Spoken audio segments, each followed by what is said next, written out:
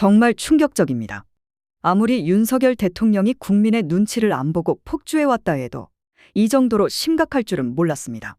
이 정부는 탄핵 외에는 답이 없다는 목소리가 나오고 있습니다. 이재명 대표가 말했던 역대급으로 조작된 대북송금 재판의 배후에 윤석열이 있었다는 충격적인 주장이 제기되었습니다. 이런 극악무도한 통치는 윤석열의 탄핵을 앞당기고 있습니다. 영상 시청 전 구독과 좋아요 부탁드립니다. 자유민주주의 국가에서 언론의 중요성은 두말할 필요도 없습니다. 민주주의 사회가 유지될 수 있는 것은 언론을 통해 정치, 사회적인 역사 교육이 이루어지고 있기 때문입니다. 그런데 이런 언론이 정부의 애완견이 된다면 어떨까요? 이재명 대표가 말한 것이 바로 그것입니다. 현재 상황을 보면 언론이 정부의 충견이 되어 나라가 무너지고 있습니다.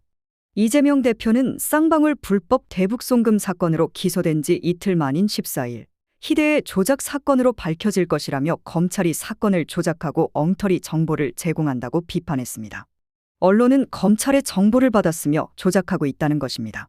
이재명 대표는 포토라인 앞에서 언론인들에게 언론이 검찰이 주는 정보를 받아 쓰고 조작하지만 객관적인 사실이 나와도 관심을 가지지 않는다.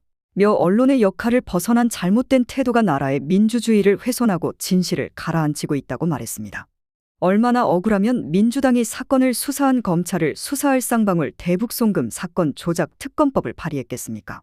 전력기관과 언론이 민주주의를 훼손하고 있다는 충격적인 주장이 제기되고 있습니다. 윤석열 대통령은 언론을 정부의 충견으로 만들고 극악무도한 짓을 해왔습니다. 윤 정부의 언론 탄압은 명백합니다.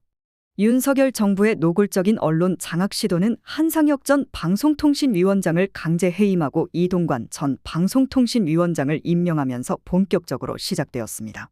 이동관 전 위원장이 야당의 탄핵 시도에 꼼수 사퇴한 이후 국민권익위원장 자리에 검찰 출신 김홍일 변호사를 임명하며 언론 장악 의지를 굽히지 않았습니다. 이후 KBS와 MBC 같은 방송사들이 정부의 비판적인 기자들을 대거 하차시키는 일들이 벌어졌습니다. 조국 대표는 방심위가 인터넷 언론의 심의를 개시하는 것은 반헌법적 꼼수라며 이를 실행하면 탄핵 대상이 될 것이라고 주장했습니다.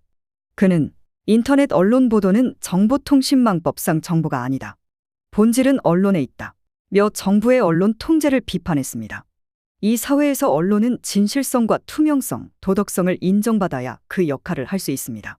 이재명 대표의 직격이 왜 나왔는지 이제 이해가 되실 겁니다. 윤석열 대통령의 끝이 보입니다.